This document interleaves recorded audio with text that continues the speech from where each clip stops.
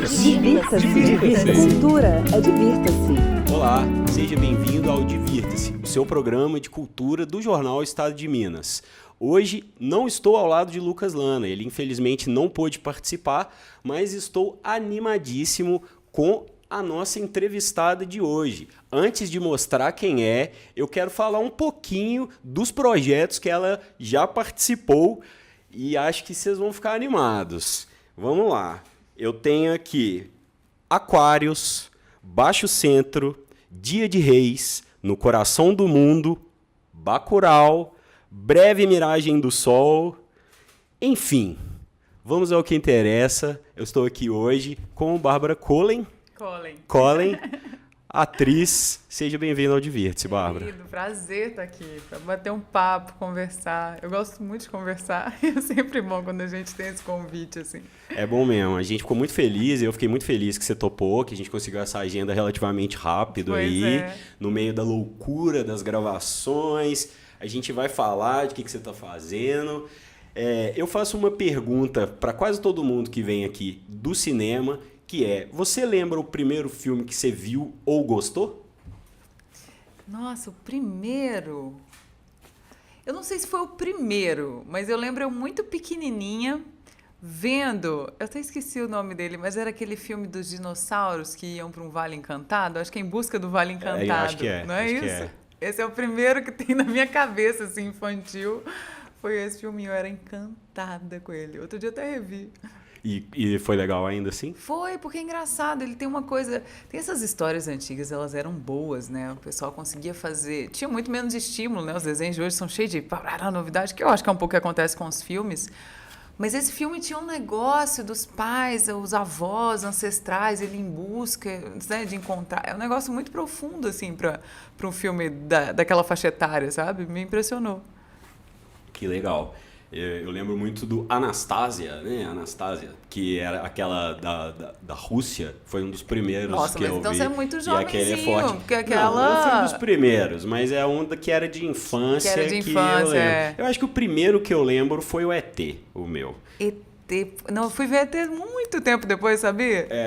Eu lembro que eu fiquei com medo e tal, mas enfim... Vamos conversar. E aí você viu esse filme e você já sentia que você poderia ser atriz? Você era aquela criança que fazia showzinho na sala para a família? Vergonha alheia total. Eu tenho um irmão mais velho, muito tímido e muito nada artístico. Eu era vergonha alheia do meu irmão, assim, sempre em toda festa de família. Eu era a criança chata que pegava microfone, que ia entrevistando os parentes, que fazia. Eu tinha uma coisa muito engraçada, depois que... Na época era normal para mim, mas depois que eu fui pensar, eu passava muito tempo sozinha, criando texto na cabeça, falando pro espelho, chorando na frente do espelho, ouvindo música e criando textos. Eu tenho muito essa imagem, assim, sabe, de muitas histórias. E eu acho que meus pais simplesmente deixavam eu ficar lá falando sozinha, andando pelos cantos, assim. Mas eu sempre tive essa vontade, né, de ser atriz, assim. Eu sabia que eu era atriz... Mas demorei muito para conseguir realmente começar, né? Racionalizar o que era ser atriz, né? E qual foi o primeiro passo, assim, que você deu já na profissão, escola de teatro na escola? Cara, é muito Como difícil que foi? Começar, Otávio, quando você não vem de uma família de artistas, sabe? Eu acho que quando você já um pouco habita esse métier, né? Você já sabe os caminhos. Mas eu vi, minha mãe trabalhava na Caixa Econômica Federal, meu pai tinha um microempreendedor. Pessoas normais. Não tinha nenhuma referência na família. Eu sabia que eu queria ser atriz, mas eu tinha uma questão de grana muito forte, assim, na família, que meus pais nunca foram daqueles que falavam, não, segue seu sonho, a gente te banca pra você viver seu sonho. Não era assim. Era, beleza, você quer ser atriz, então quando você pagar suas contas, você vai poder ser. E aí foi um pouco isso que aconteceu na minha vida, assim. Eu fiz carreira de Direito, formei na UFMG em Direito, fui trabalhar no Ministério Público daqui, concursada. Quando eu fiz o concurso, eu falei, agora eu tenho dinheiro para fazer teatro. E aí eu comecei no Cefar, que foi meu primeiro curso mesmo, assim, de profissionalizante, sabe? Mas até então eu tinha certeza de que eu era um fracasso absoluto. Bem que você estava redondamente enganada. Quando eu fui fazer a prova, eu estava, né, do Cefaro e do TU, que você faz as duas, eu fui completamente aterrorizada, assim, falando, eu vou passar uma vergonha horrível, porque, né... E foi ótimo. Mas é isso, eu acho que é porque a gente que não tem... Eu sempre tive referência artística em casa, no sentido de... Eu sempre li demais, muito, eu era aquela criança leitora, então, tipo, acho que todo meu acervo de personagem e de pessoas vem da literatura, assim, sabe? Porque eu não via muito filme quando eu era pequena, minha família não via muito filme, sabe? Ouvia muita música tinha muito lá em casa, então, tipo, tinha uma coisa eu era muito musical, sempre tive uma relação, e tenho uma relação visceral com a música, assim, pra mim, construção de personagem, tá no set, tudo é meio entremeado com música. Então, essa parte da literatura e da música que era a minha potência artística. E dança. Eu dancei balé desde de pequenininha, assim. Mas o teatro, não. E o teatro, realmente, ele chegou tarde para mim, assim. Infelizmente, eu penso que talvez... Nossa, queria ter começado antes, sabe? Ah, entendi. E aí, depois desse curso, como é que foi? O que foi as primeiras coisas que você começou a fazer? Você ficou fazendo teatro? Eu fiz o curso, foi muito curioso, porque assim, foi em 2010 que eu entrei pro curso. E quando eu entrei pro curso, eu recebi um e-mail da UNA que era falando que tinha um casting pro pessoal de cinema que estava formando, que era trabalho de final de curso deles, que eles estavam fazendo um casting para um curta que ia ser o trabalho de final de curso. E eu fui fazer o teste. Quando eu fui fazer o teste, era o Gabriel Martins e o Maurílio Martins. Ah, que incrível. Era com que o golpe de Robert, sorte o teste, exatamente, que era o Contagem. E aí a gente foi fazer o curta, mas eu nunca tive a menor ideia, assim, do que era aquilo, assim, né, tipo um set e tal. Fizemos, e aí o Contagem meio que estourou. Ele foi para Brasília, ganhou o prêmio de melhor direção em Brasília. O filme rodou muito, assim, sabe? E aí foi um pouco um susto, assim. Então começou meio as duas coisas juntas, o teatro e o cinema já de uma vez, sabe? E aí, cara, aí foi engraçado que teve um período de, sei lá, uns 4 anos, e aí depois eu fiz o Aquários. Aí foi quando a coisa começou. Mas coincidiu, é engraçado essas coisas, né, Otávio? Coincidiu quando eu larguei o Ministério Público. Eu tinha um pouco essa intuição, assim, de que enquanto eu tivesse pé dentro, pé fora, né? A coisa não ia acontecer de fato, sabe? E foi dito e feito, assim, eu marquei a demissão do Ministério Público, eu sempre conto essa entrevista, quem acompanha a minha entrevista já deve ter lido 500 mil vezes, mas que eu acho muito curioso, porque eu marquei a entrevista a demissão para o dia 20 de julho, uma semana antes me chamaram para o Aquários, sabe? Então foi uma confluência de coisas, e aí eu comecei a fazer o Aquários, aí foi um tanto de filme, assim, graças a Deus. Pois é, a gente vai falar dos filmes do Kleber Mendonça já, tem muitas coisas que eu quero saber disso. Mas primeiro eu queria falar do pessoal da Filmes de Plástico, né? Que legal que você já começou fazendo curta, depois você participou do No Coração do Mundo, né? Como é que é trabalhar com eles? Você agora que já teve outras experiências com outros diretores, eles têm um jeito um pouco próprio de trabalhar, todo mundo fala, essa coisa do cinema de vizinhança, né? Como que foi, assim, desde o curta até também o No Coração do Mundo, que já foi uma coisa com mais grana, enfim. Conta um pouquinho do processo, assim, como que você foi se sentindo, especialmente no começo. Cara, é muito engraçado, assim, minha relação com os meninos da Filmes de Plástico é um pouco familiar, assim. Eu tenho a sensação de amigos de vida inteira. E começou desde muito cedo, acho que tem essa coisa de começar juntos, né? Parece que eu estava começando a carreira e eles também, tem essa coisa do início, mas tem uma coisa de afinidade, de alma mesmo. Para mim é uma questão de, né? Tem gente que a gente bate, que dá muito certo, que a gente tem muito amor e muito carinho, e que bom quando isso acontece com o seu trabalho.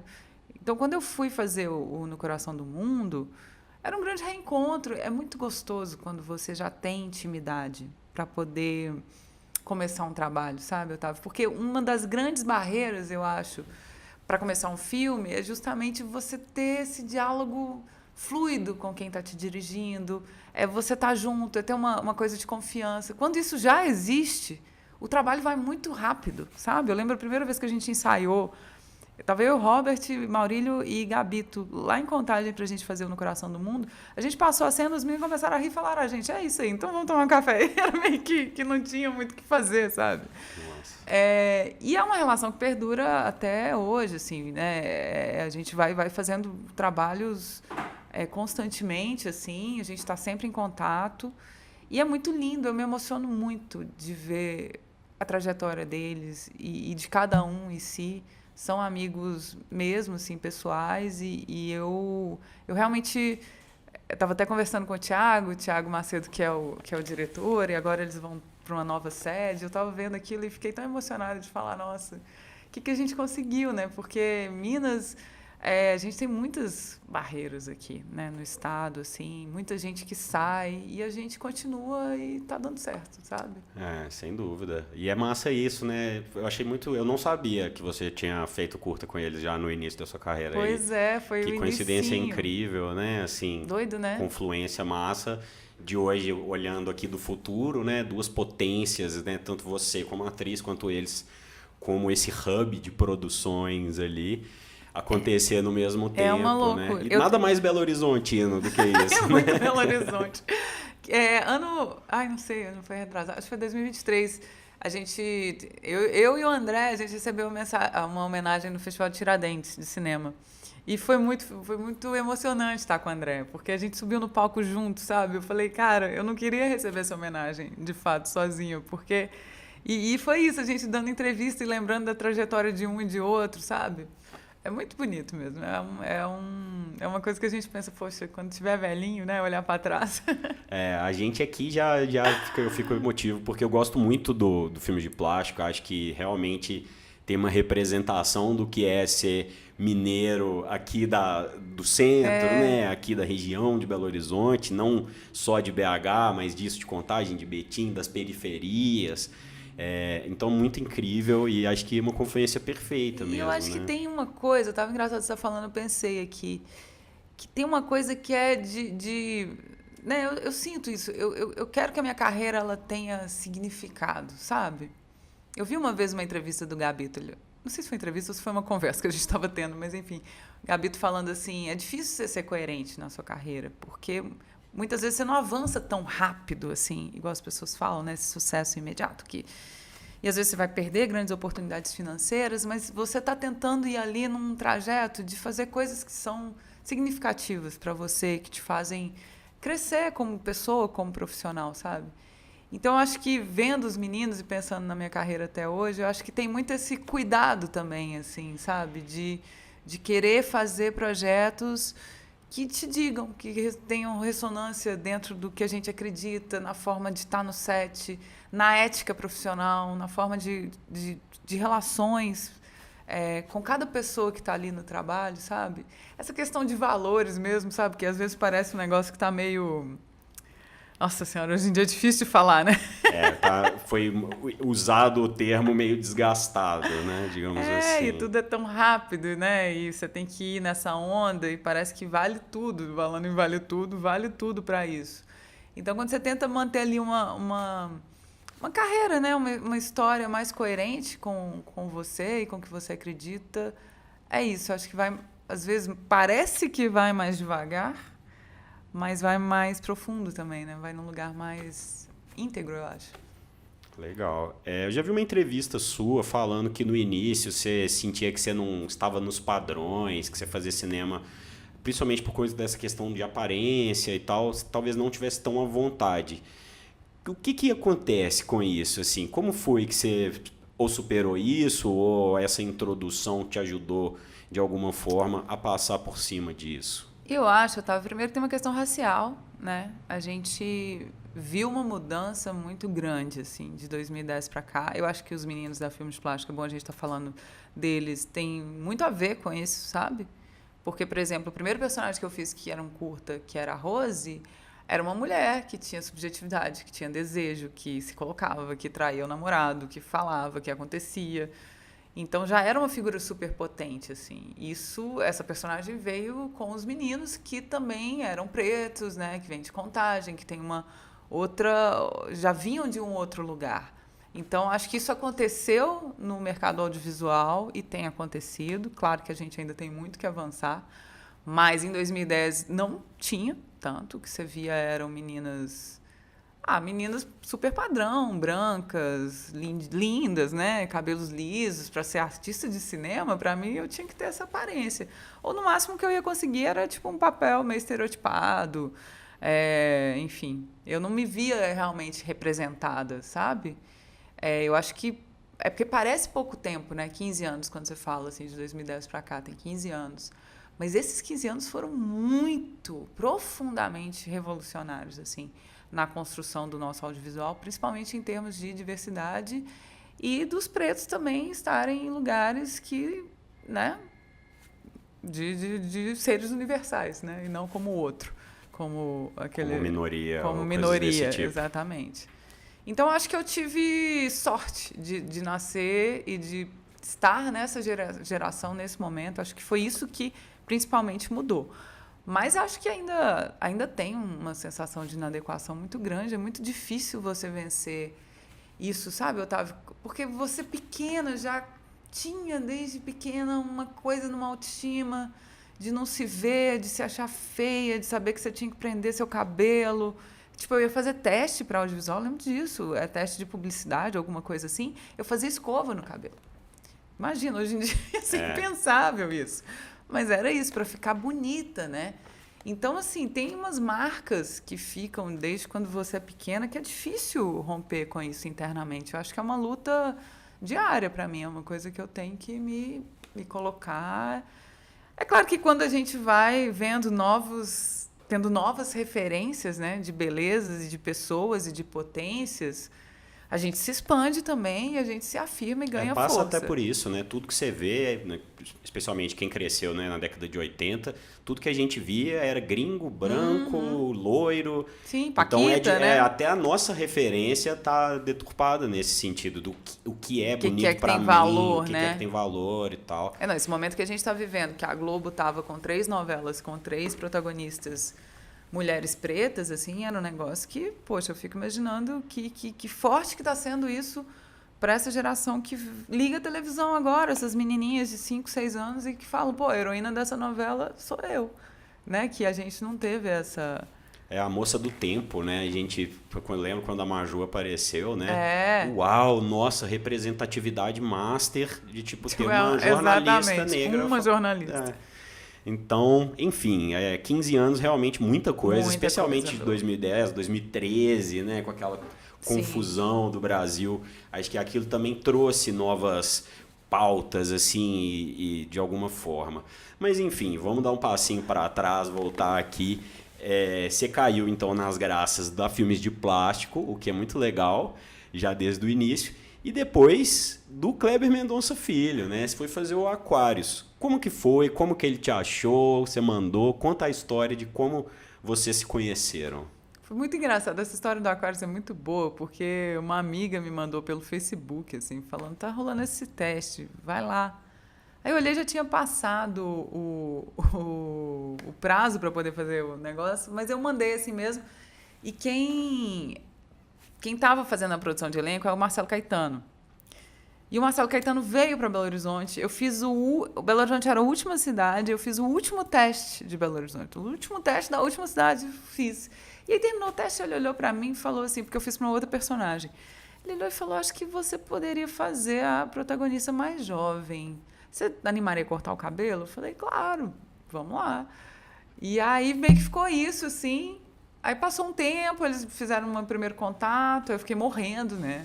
Depois nunca mais ligaram, eu falei, não vai dar certo. Passou um mês, aí me chamaram para fazer o filme. Eu acho que foi uma das coisas mais loucas que eu já fiz na minha vida, assim. Realmente a gente precisa de muita coragem para viver, porque assim... Porque quando a gente começa as coisas, Otávio, a gente não sabe, né?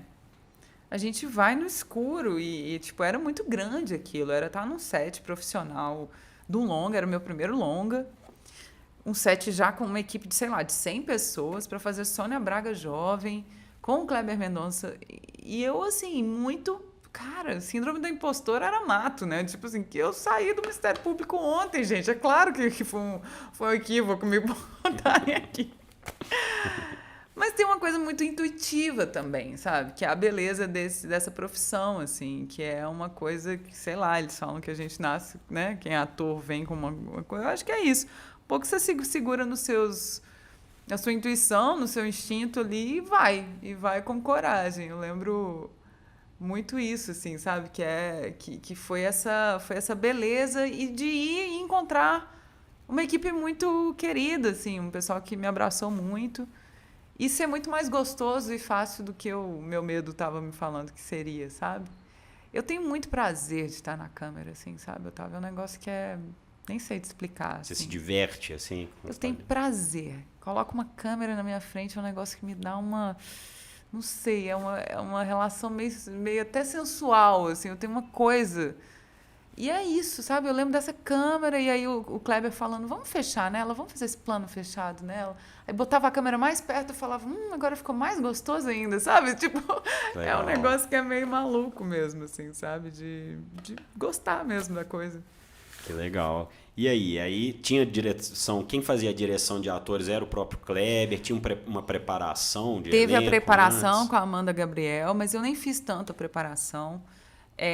O Kleber dirige bastante no set, ele muda muita coisa no set. É incrível trabalhar com ele, porque é um trabalho meio vivo, assim. O Kleber vai te dando fala na hora, sabe? Fala, agora fala isso daqui, com a câmera rodando. Agora vamos fazer assim. Então, você tem que ter um pouco essa pegada. Mas é engraçado, com o Kleber eu sinto que a gente tem uma comunicação muito boa, que às vezes nem é de palavras, sabe? Às vezes eu entendo muito bem o que ele queria dizer, a indicação, assim... E a coisa fluía. Ele é um diretor que dá muito espaço para a criação. Aí eu peguei todo o material da Sônia Braga, porque já tinha um mês que eles estavam filmando. E aí eu peguei tudo que eles podiam, né, disponibilizar, já tinham feito. Comecei a ver as coisas para pegar um pouco do gestual, da energia, assim, sabe? Que era o que mais me interessava. Você ensaiou os trejeitos dela e tal. Acho que nem tanto assim, um pouco do olhar, da cabeça. E muito da energia, o que aquela personagem estava trazendo, assim, sabe? E era uma loucura, porque a gente foi para... eles construíram dois apartamentos, né? Tem a parte antiga do filme, de 1980, e era um do lado do outro. Então, um com a direção de arte, né? Aquela decoração toda de época, e o outro da atualidade. Então, um pouco era entrar num túnel do tempo, assim, sabe? As pessoas todas com aquelas roupas. Aí, de repente, vai ensaiar, vai fazer a cena da festa, do aniversário, põe toda a menina baiana, a gente tá dançando, e lá, lá, lá. Que Deus deu! E câmera passando. E eu falando, gente, isso é muito divertido. Que massa. Que é muito legal, né? Quando pode ser bom, assim, sabe? Fluido e...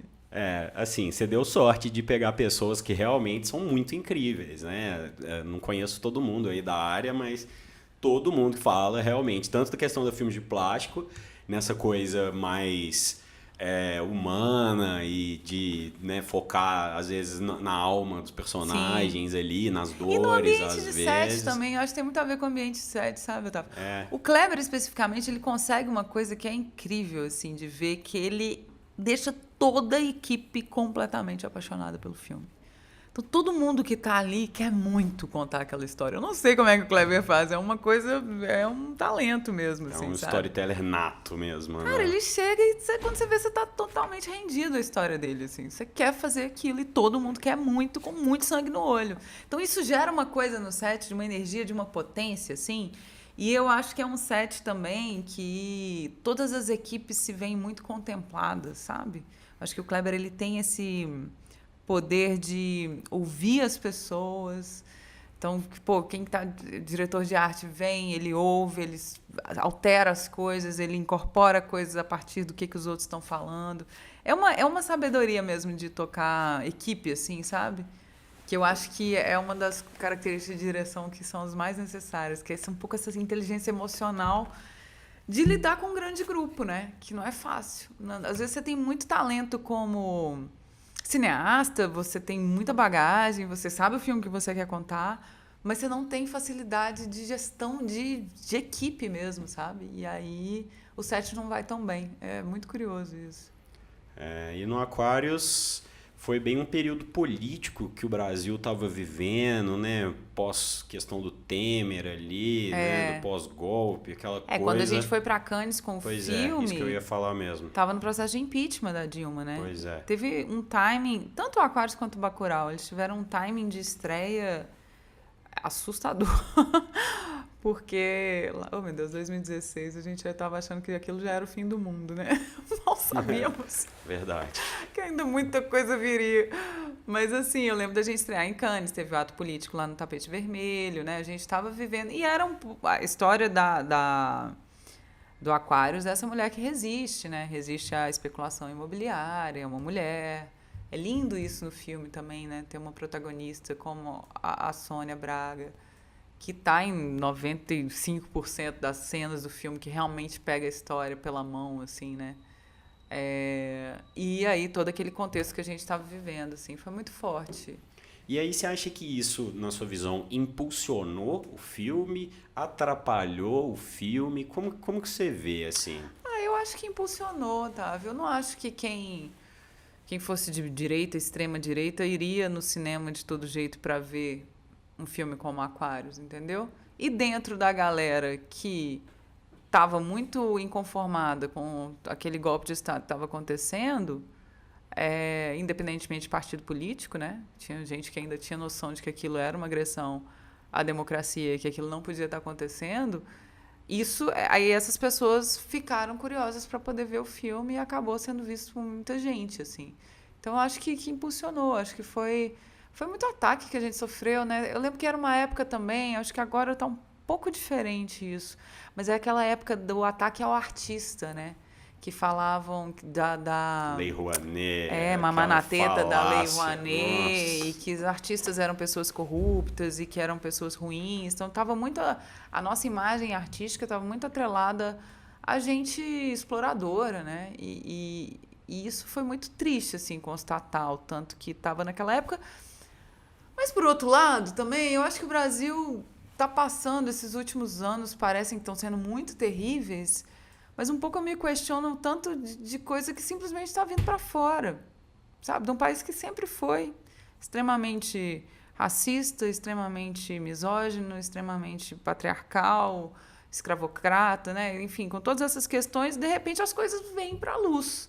E aí parece que é um horror, mas na verdade sempre existiu. E vem pra luz naquele seu tio, né? Não é assim, só vem pra luz no Jornal Nacional, né? Tá vendo? Vem pra luz aqui do lado. Mas vir pra luz é muito importante pra gente começar a discutir e pra gente se curar também. Eu acho que o Brasil tem muitos processos que precisam ser curados, né? Nossa, esse é o gancho perfeito, Bárbara. Que coisa maravilhosa. Que o Bacurau, eu acho que vem um pouco nessa cura, nessa coisa de extravasar um pouco os demônios ali do Brasil, especialmente do imperialismo, mas não só, né? Muitas coisas.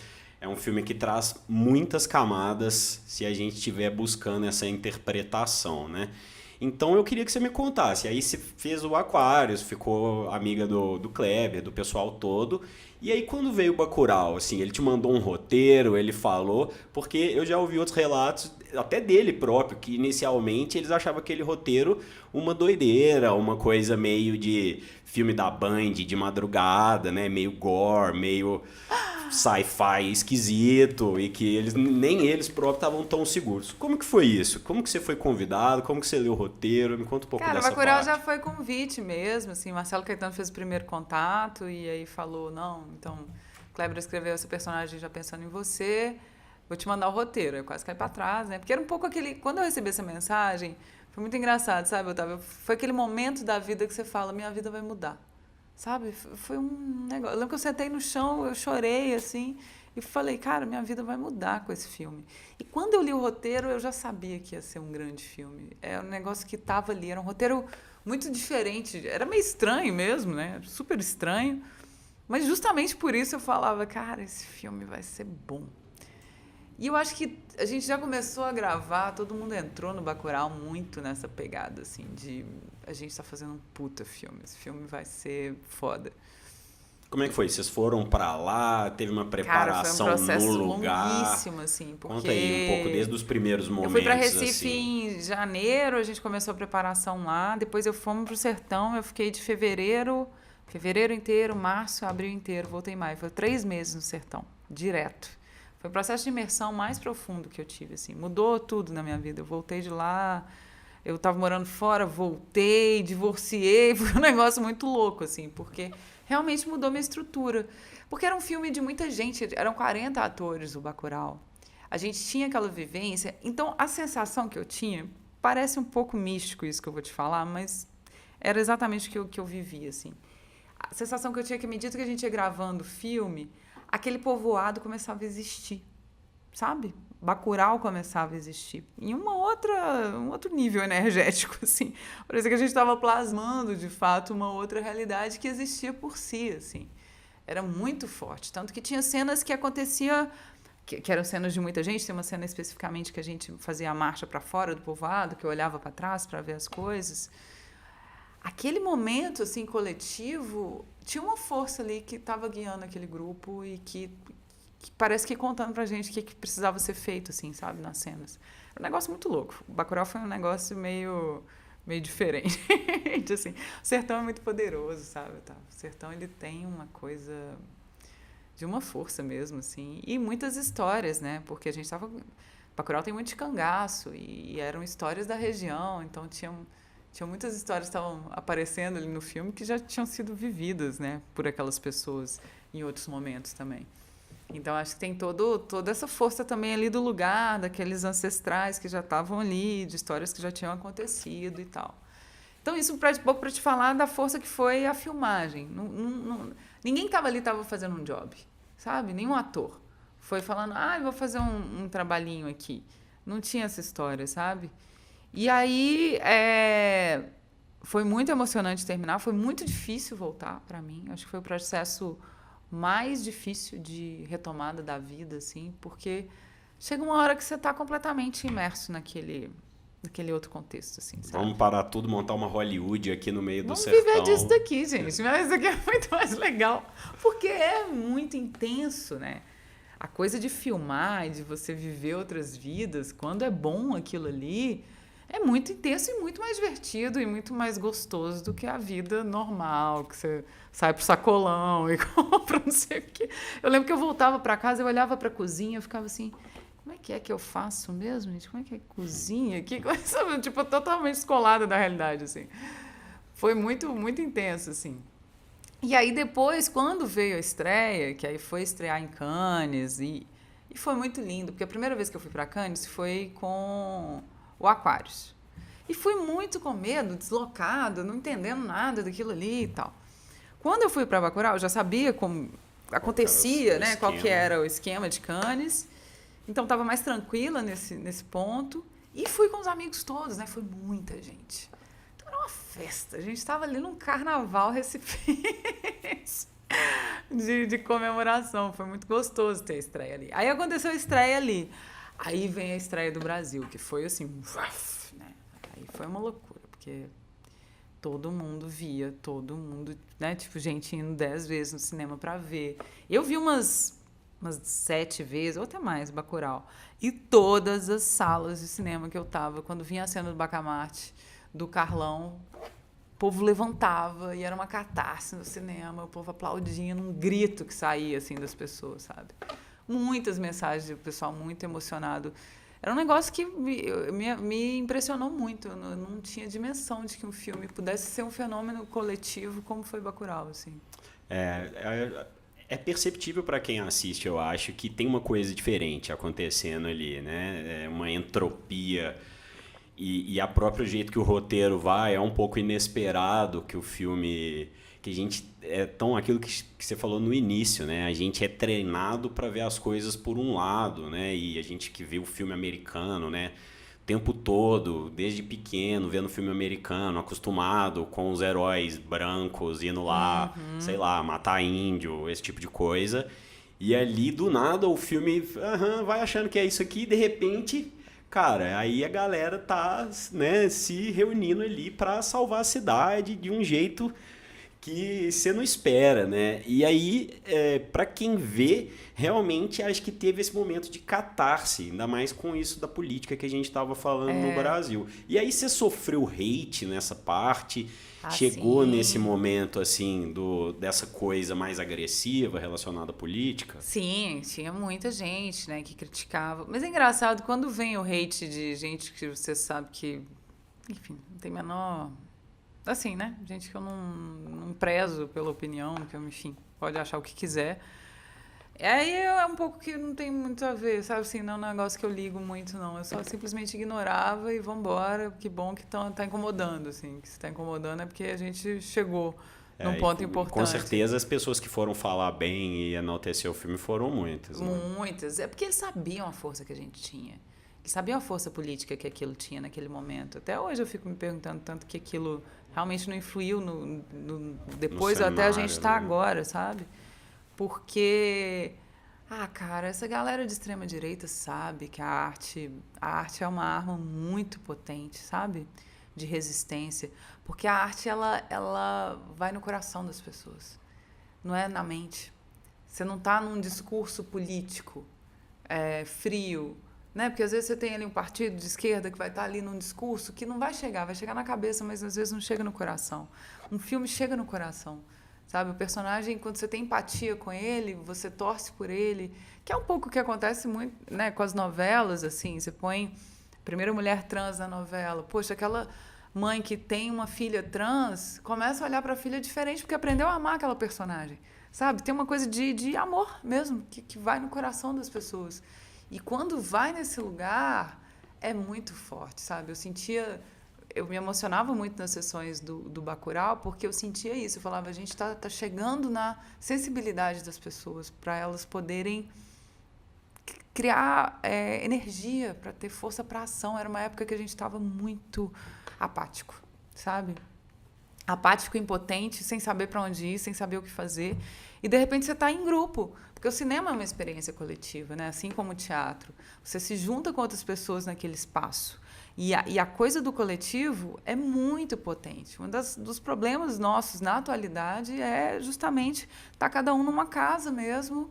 E a pandemia, que foi essa questão, que era essa desarticulação. Porque quando você junta um grupo de pessoas vivendo uma experiência, é uma coisa que é imparável, sabe? É muito forte essa energia que começa a andar ali, sabe? E eu via isso acontecer nas sessões. Então, é uma loucura, assim, quando você faz parte de um processo desse.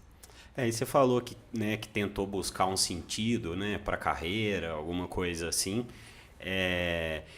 Nesse caso, você conseguiu levar, você acha que você levou essa energia para o resto da sua carreira, para a escolha dos filmes, até os mais recentes? O Bacurau, você falou que você achou que ia mudar. Mudou a sua carreira nesse sentido das suas escolhas, pelo menos? Ou não, você já estava naquela onda mesmo? Não digo das escolhas, Otávio. Eu acho que muda em termos de visibilidade. Eu acho que eu fiz a novela na Globo em consequência do Bacurau, assim, do sucesso que o Bacurau teve e outras oportunidades que apareceram no streaming e tal. Acho que deu uma coisa das pessoas começaram a saber um pouco quem eu era, do meu trabalho, e isso é um facilitador, abre muitas portas, né? Mas em termos de escolha, acho que nem tanto, assim. Eu tenho uma coisa que eu não sei se é sorte, é engraçado, eu dou um crédito para a sorte, viu? Eu acho que tem muito nessa carreira que é sorte mesmo e que não adianta discutir, não. Mas eu acho que tem também uma coisa de você colocar seu desejo no mundo, assim, um pouco as pessoas que você atrai para poder trabalhar contigo, sabe? Eu acho que tem uma confluência. Eu acredito muito nessa coisa do desejo, sabe? Psicanaliticamente falando, quando você tem o seu desejo posto, você fala, eu quero fazer esse tipo de coisa, parece que as coisas se movimentam mesmo para chegar. Então, acho que um pouco esses projetos que acontecem das minhas escolhas vêm muito por aí. E eu sou muito intuitiva também. Às vezes eu vejo um filme e falo, não, esse filme eu não vou fazer. E eu não sei muito bem. E às vezes eu olho e falo, esse eu vou fazer. E também não sei muito bem porquê, sabe? É tipo uma coisa meio... Entendi, você não põe uns prós e contras, não, a mensagem do filme, tananã. Tem gente que fala disso, né? Que os personagens escolhem a gente. Eu acredito um pouco, sim. Eu acho que...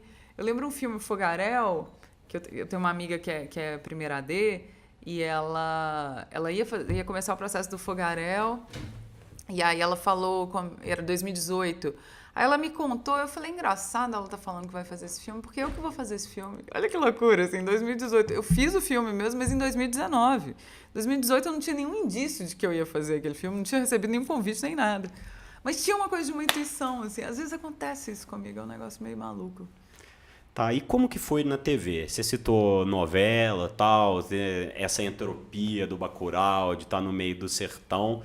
Na TV, até que você conseguiu ter algumas similaridades nisso também. Me conta um pouco dessa experiência, assim, como é que foi chegar lá para fazer? Você se sentiu insegura de alguma forma no início por estar entrando também nesse esquemão da Rede Globo, das novelas, que é uma coisa que a gente acostuma ver desde pequeno também como uma coisa grandiosa, meio sempre amorosa. fui muito noveleira. Nossa, eu era criança noveleira até.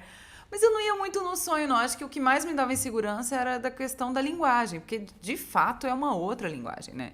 Tipo, o melodrama, a novela, aquela estrutura é realmente fazer algo novo. Por mais que, sou atriz, tudo se comunica, mas mais ou menos, assim. Você aprende muita coisa, eu aprendi muita coisa na novela. E eu sempre eu tava um desejo de não ficar com esse título de atriz que só faz projeto autoral ou de conteúdo extremamente político, porque nunca foi a minha pegada, assim. Eu fico muito mais encantada pelas histórias do que, de fato, por pensar, vou fazer uma história que tenha mensagem e tal. Não penso muito nessa coisa da mensagem, não. Penso nas personagens, né? E eu falava, cara, vamos lá, eu quero fazer outras coisas, sabe? Porque eu acho que é muito gostoso quando você pode fazer outras linguagens. Eu fiz o Dia de Reis, que foi o telefilme que eu fiz com o Marcos Pimentel, que foi uma delícia. A gente fez pro Globo Minas. Cara, que experiência gostosa que era. Até hoje eu encontro gente na rua que me fala do Dia de Reis, assim. Que chega em outro público, sabe? Tipo, eu lembro quando eu fui pra Matipó fazer O Silêncio das Ostras, que é o filme que tá estreando agora. Eu cheguei em Matipó e todo mundo, os meninos pequenininhos, eles ficavam Rose, que era a personagem que eu fazia na novela. Os velhinhos, muito emocionados, a Rose tá aqui. Então, cara, é uma outra coisa, você chega num outro Brasil e isso é incrível, sabe? Assim, esse poder da novela no nosso país é uma coisa muito emocionante, sabe? Então, acho que é isso, é um trabalho diferente, muito cansativo, eu acho que é muito exigente em termos de carga horária mesmo, de trabalho, mas que eu vejo muito valor e muita relevância no país que a gente vive. Desculpa interromper, mas em termos de atuação, assim, tem uma diferença, igual do teatro, né? A gente fala, porque no teatro tem que ser mais expressivo e tal, o cinema às vezes é mais contido. A novela tá no meio do caminho entre esses dois ou não? Eu acho que a novela, a interpretação para a televisão, ela te exige uma técnica. Você precisa ser técnico. O que eu quero dizer com técnica? Primeiro, você tem que ter uma projeção de fala, você tem que ter um texto bem dito, porque muitas vezes as pessoas não estão vendo a televisão, elas estão ouvindo a televisão. Então, às vezes, no cinema, que a gente fala numa linguagem mais naturalista, meio embolada ou meio para dentro, isso não dá. Na televisão não dá. Se você não fala bem, seu personagem perde força dentro da cena. Isso foi uma coisa que eu aprendi fazendo, sabe? Que eu vinha do cinema justamente numa linguagem que é muito outra e tal. E eu falei, cara, aqui eu tenho que ter potência de voz, eu tenho que ter potência de texto, eu não posso dar esse texto e sair dando esse texto, por exemplo, sabe? Isso para te dar um exemplo, assim. Outra coisa, a linguagem melodramática, ela tem códigos, ela tem coisas. Tem um momento que a câmera para, você olha para o lado e olha para o infinito, e vem um flashback. Isso, assim, quantas vezes você já viu em novela? Tem muito. E assim como esse, tem vários outros códigos que precisam ser respeitados, porque é uma linguagem específica, é um texto construído para aquilo. Então, tive várias coisas. Tem gente que fala que a televisão fica no meio termo entre o teatro e o cinema. Pois é. É o meio do caminho ali. E, de fato, às vezes eu estava dando um texto ali, não estava sentindo. Eu tinha que botar mais corpo no texto, eu tinha que botar mais gestualidade, porque senão o texto não funcionava. Tem uma coisa do gesto, das mãos, que tem gente que fala que televisão é exagerado. Eu não acho que televisão seja exagerado. Televisão é feita para a linguagem da televisão, que talvez não caiba numa linguagem de cinema. Porque a câmera do cinema é uma outra câmera que vai acompanhar outras coisas. Sei lá, te dar um exemplo besta. No cinema, a gente pode estar tendo um diálogo aqui e a câmera está nessa caneca. E essa caneca contar muito mais da história do que está sendo dito aqui. Na televisão isso não acontece. Na televisão é plano contra plano. O Cidadão Kane, por exemplo, é um filme todo baseado nisso, né? Pois é, tipo assim, é um negócio que a linguagem, a história, ela vem de outros lugares. O texto é a última camada do cinema. E às vezes nem é tão necessário. Você tem que ficar nos lugares fixos, em termos de espaçamento, onde você tem que atuar. Tem umas marcações mais rígidas na novela, não, questão acho de que luz é mais rígido, e tal. Não, agora eles estão andando com muita câmera na mão, eles estão fazendo muita coisa diferente, assim, sabe? Plano de sequência mesmo. É mais fácil nesse sentido, Porque você tem 4 câmeras funcionando ao mesmo tempo. Então você chega lá, faz a cena, pegou o fechado, pegou o aberto, pegou o outro, pegou o... Entendeu? Cinema a gente tem uma câmera, 2 quando tem dinheiro o projeto, sabe? Então, tipo, fazer tudo com uma câmera... Tem diretor que nem gosta, assim, nesse sentido de chutar as 2 ao mesmo tempo, né? E nem é necessário, porque às vezes você vai resolver ali num plano aberto. O pior, ou quando tem que fazer plano e contraplano, quer dizer, você tem que fazer a sua ação na deixa do outro, depois quando a câmera vier para você. Tipo, você tem que repetir 2 vezes ou 500 mil vezes, né? Porque o cinema é muita repetição. Aquela emoção, aquele estado, aquele timing da cena. Então, a televisão facilita muito, porque, tipo, você fez a cena bem, tá resolvido. Já pegou todas as câmeras, já pegaram tudo que tem que pegar, sabe? Pois é, você acredita naquelas técnicas, assim, de Stella Adler, que chora, Stanislavski, eu tenho que pensar numa coisa triste para eu chegar aqui, na emoção triste. Como é que é a sua preparação interna para alguma personagem? Aí você pode separar cinema e novela, ou como preferir responder. Eu tenho que fazer uma defesa no Stanislavski, tadinho, porque todo mundo acha que ele é de memória afetiva e não é. Isso é sendo bem não, leviano. Total, mas a Stella, ela tem já essas técnicas. Os americanos têm muita técnica, né, Otávio? Eles têm muitas escolas, Actor Studio. Sim. Então, eles têm um processo que é meio americanozão, assim, objetivo. Eu não sigo muito isso, não. Eu acho que não é bem muito por aí, não. Mas tem algumas coisas que a gente tem que fazer. Eu acho, como ator. Às vezes eu dou oficinas, né? Eu adoro dar oficina, inclusive, um pouco para ter essa conversa com os meninos, assim. Um é estudar o texto. Você tem que ver o que o roteiro está te dando. E aí você tira muita coisa do roteiro, sabe? Esse estudo bem minucioso, assim, de ler a cena, entender a cena, o que está acontecendo naquela cena, qual que é o objetivo de personagem naquela cena, o que o personagem quer naquela história, qual que é o arco dele, para onde que ele está indo, o que está acontecendo em cada momento. A gente precisa ter esse estudo racional da história, pra você entender por que você está falando o que você está falando. Porque às vezes a gente fala, acho que o pior erro de ator, que quando você sente que a pessoa não está bem na atuação, é porque ela não está entendendo de fato por que ela está falando aquilo, sabe? Então, acho que é um estudo de texto bem forte. E depois, tem um negócio que eu sempre falo em oficina, que é a coisa de criar imagem. Você precisa criar memória para os personagens, sabe? Porque quando você fala, sei lá, um personagem vira para o outro e fala, não, porque naquele dia, quando eu tinha 5 anos, foi muito difícil quando você foi embora. Eu posso te falar isso sem pensar em nada, mas eu preciso ter passado. Então, eu escrevo muito, assim, sobre a história. Gente, é um faz de conta. Não tem nada além disso. Nossa profissão são crianças fazendo de conta que estão vivendo as coisas, assim.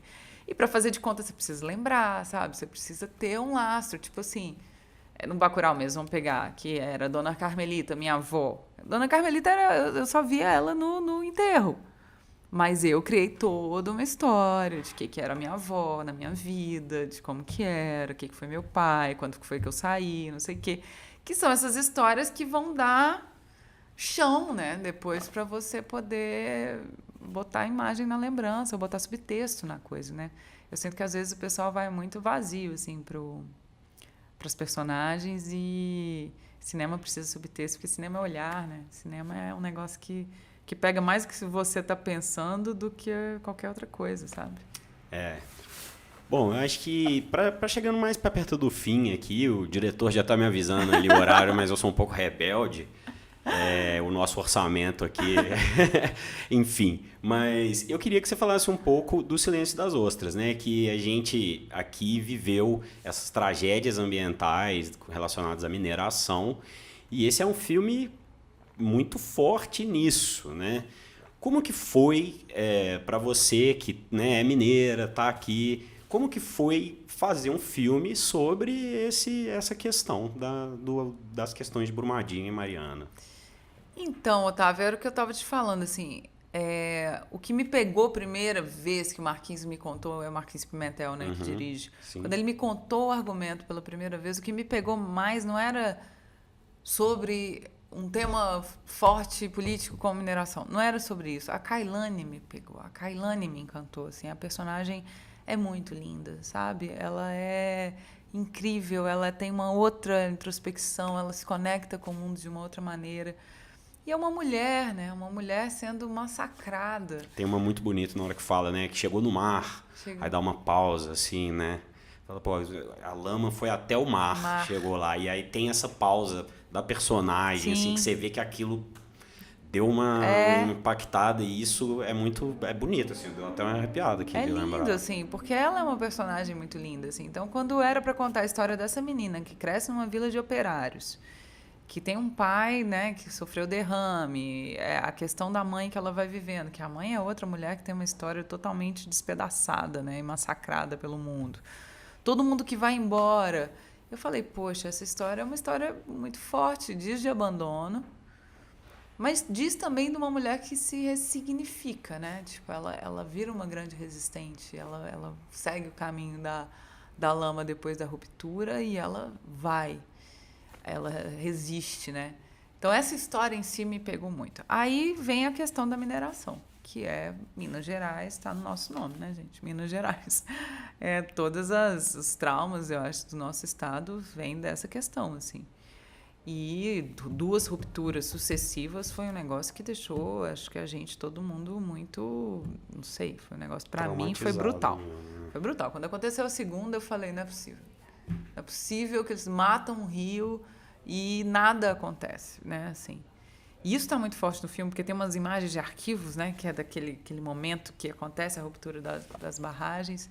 Então, assim, eu senti que era urgente, era necessário, tinha que ser contada a história. O Marquinhos fala muito da dificuldade de se fazer uma ficção desse tema, porque a gente encontra barreiras mesmo, reais, de dificuldade de filmar, de gente que impede, da dificuldade de circulação do filme não passar em alguns festivais por questões políticas, sabe? Então, você tem uma dificuldade de falar desse tema que é real, assim, não é fácil tocar.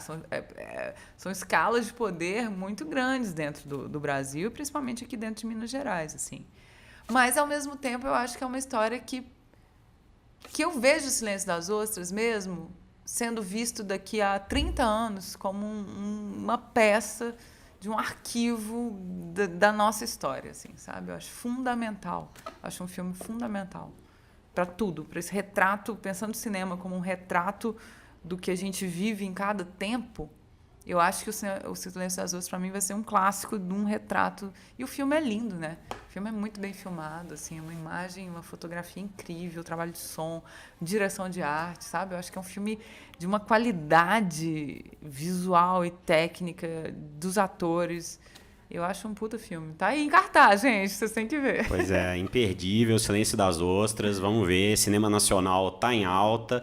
A gente chegou no horário aqui, o Léo já tá prestes a me matar ali, mas as últimas palavras. Queria primeiro te agradecer, a entrevista foi incrível, passa muito rápido. Passa muito rápido.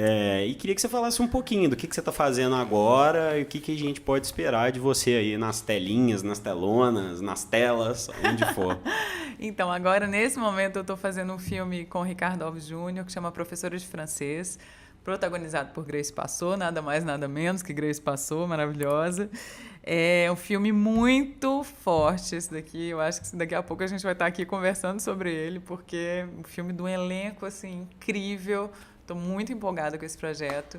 E em outubro, final do ano, eu vou para Salvador para fazer um novo filme lá também, que chama Cidade Vermelha. Estou bem empolgada, um projeto grande e bem especial.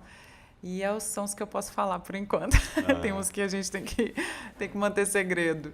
Não, legal, é bom manter um pouquinho de curiosidade aí. É bom. Bom, Bárbara, de novo agradecer, adorei a entrevista. O Divirta-se está aberto aqui para você divulgar os próximos. A gente gostaria muito de te ver de novo em novos projetos aí. Mas agradecer a força aí que você também deu pra gente. Sério, obrigada mesmo pelo convite. É muito importante ter esse espaço para poder falar, né, dos projetos e da vida. Acho que a gente pensa muito, né, quando conversa, assim, numa entrevista. Ainda mais uma conversa tão boa. Muito obrigada. Que bom que você gostou. É um pouco terapêutico, né? A gente está em temas aqui. Eu também sou belo-horizontino, então a gente está aqui em muitas sensações parecidas nessa sua trajetória. Amo os filmes que você fez, vou continuar te seguindo. E agora a gente tem que encerrar, senão o diretor vai me matar ali. O pessoal já está ali na porta querendo invadir o CT. Mas, de todo jeito, esse é o Divirta-se. Léo, nessa ou nessa? Beleza. esse foi o Divirta-se. Siga o Portal AI, a gente tem notícias do Brasil e do mundo todo. em.com.br também é o nosso site, onde tem a parte de cultura. É uma das partes que a gente mais se orgulha aqui do jornal. Então siga, leia, é muito importante fortalecer, especialmente a cultura nacional, a cultura mineira. E agora eu queria que você cortasse para aquela para a gente se despedir, Léo. Então, valeu, um abraço e até a próxima. Gente. Deixem o like. Divirta-se. Cultura é divirta-se.